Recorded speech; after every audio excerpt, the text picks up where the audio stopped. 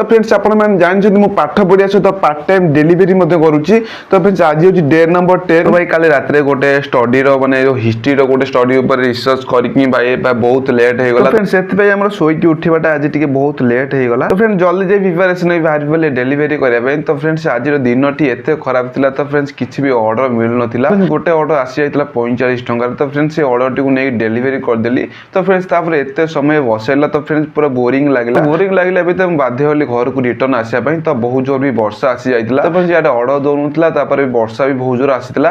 मो देह भी टे खराब था। मुझे भाविली कहीं ओदा भी तो घर को आसीगली। तो फ्रेंड्स आज 4 घंटार अधिक परिश्रम को 200 टका इनकम होती।